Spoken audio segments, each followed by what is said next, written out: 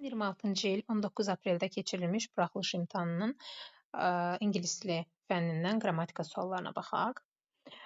Burada qrammatika suallarında birinci sual zaman sualdır. Burada became var. Became feili keçmiş zamanda olduğuna görə A bəndində are playing indiki davam edici zamandır. B bəndi indiki bitmiş zamandır. C bəndi gələcək zamandır. Y bəndi indiki qeyri-müəyyən zamandır. Düzgün cavabımız əlbəttə burada D bəndi olacaq. Were playing became keçmiş sadə zamandır. Were playing isə keçmiş davam edici zamandır. Yəni uzlaşma var.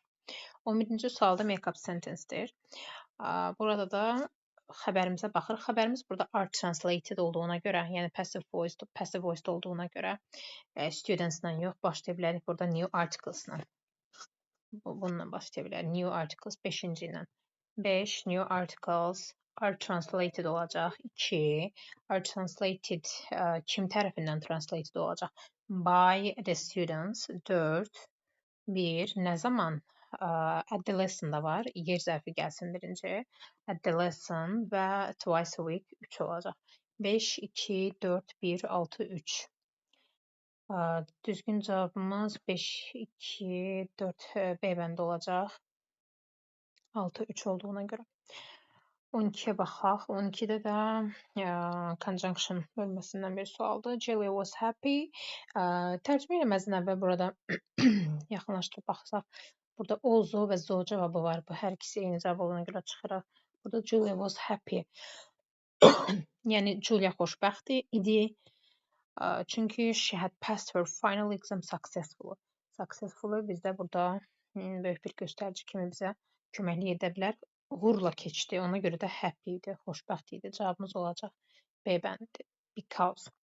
13-cü sualda isə interrogative word istəyir bizdən. Burada ilə cümlənin sonundakı bu to'ya baxsaq, əlbəttə to olan C bəndi olacaq. Who to. Bu da who həm mübtədanın sualıdır, həm də tamamlığın sualıdır. Sadəcə who'dan burada who verib, burada to veriblərsə, bu artıq tamamlığın sualı olacaq. 14-cü suala baxaq. 14-cü sualda da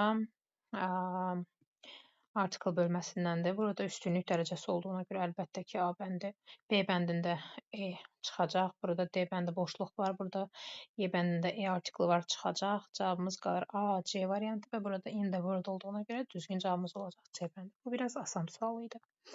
15-ci suala baxaq. 15-ci sualda da definition'dır, show var, göstərməkdir. Scold danlamaqdır, share paylaşmaqdır, bölməkdir. A variantında burada yazıb ki, to let someone see something, yəni showdur bu. 1-ə A gələcək. 2-yə baxaq görək. 2 scold. Scold olacaq to speak angrily. 2-yə C gələcək. To speak angrily to someone because they have done something wrong. Nəsə səhv bir şey edibdir və onunla danlayırsan. Shares olur to divide something. Nəysə 2 və daha çox şəxs arasında bölmək. 3-də də olacaq B. A, C, B variantımızsa bizdə gəlir A bəndində. I want to know zət veribdir burada. I want to know olanda əlbəttə ki, bilirdik ki, zət olmaz want to know ilə. Sonra burada B bəndində will mübtədadan əvvələ keçib, B bəndində çıxırıq. Burada D mübtəda has, D variantında has mübtədadan əvvələ keçib. Y bəndində isə when olan cümlədə has begun veribdir, yeni də çıxırıq. Düzgün cavabımız qalır C bəndi. 17-ci suala baxaq. 17-ci sualda isə bu da biraz asan sualdır. Flowers var burada. Yəni sayılan cəmdədir. Ona görə də if olacaq. Match olmaz əlbəttə. Lotunsa of'u yoxdur. 4-də çıxır. Düzgün cavabımız qalır 1 və 3. B variantı olacaq. Choose a line of nouns'dur. Burada da isimlər cərgəsini istəyir. Əlbəttə ki, burada able şəkilçisi var. B bəndində sifət yaradır. Silent necə sakit sifətdir. Easy necə asan sifətdir. Burada isə dangerous üzərində o şəkilçisi var. O da Y bəndində sifətdir. Düzgün cavabımız olur picture və culture A variantı.